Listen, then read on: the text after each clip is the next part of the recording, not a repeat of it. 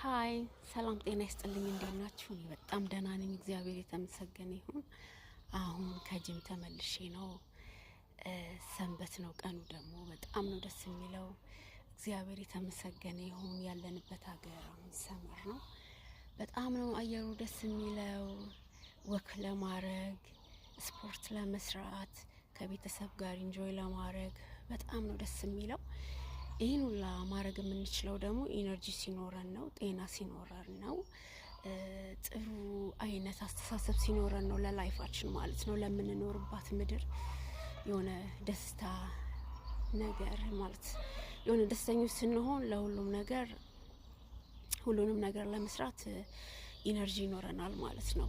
ያንን የምናመጣው ደግሞ ራሳችንን ጭንቀትን በመቀነስ ኃላፊነትን በመቀነስ ለራስ ጊዜ በመስጠት ጥሩ ምግብ በመብላትና ትንሽ የሰውነት እንቅስቃሴ በማድረግ በተቻለን አቅም ባለንበት ቦታ የምንችል ጂም ሂደን የማንችል ደግሞ ቤታችንም ወይ ደግሞ ወጣ ብለን ወክ በማድረግ በጠዋት መነሳት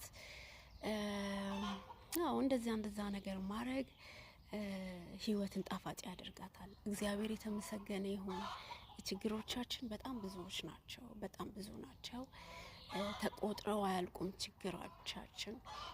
ሁሉንም ነገር እፈታዋለሁ፣ ሁሉንም ነገር እኔ ያለሁኝ ብሎ ኃላፊነት ለሁሉም ነገር መውሰድ በጣም ተገቢ ያልሆነ ነገር ነው። መጨረሻ ላይ ጤናን አጥቶ ቁጭ ማለት አለ።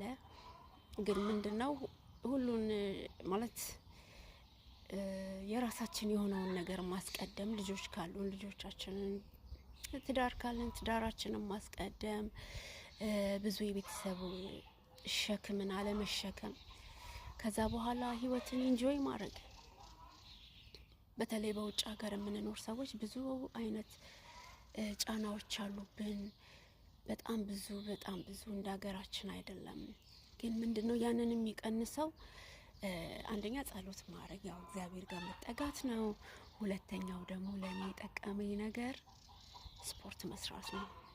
ይሄንን ለማንም ነው የምመክረው፣ ለሁሉም ሰው ነው የምመክረው። ስፖርት መስራት ደስተኛ ያደርጋል። ያው ኦፍ ኮርስ ጤነኛ ያደርጋል፣ ግን ደስታን ያመጣል። በራስ መተማመንን ይፈጥራል። ህይወት እንድትጣፍጣችሁ በቃ ሁሉንም ነገር እንድትወዱ በሁሉም ነገር ላይ እንድታመሰግኑ የእግዚአብሔርን ድንቅ ስራ እንድታዩ ምን ልበላችሁ፣ ሳር ቅጠሉን ነው የምታመሰግኑት በእግዚአብሔር ድንቅ ስራ ማለት ነው። እና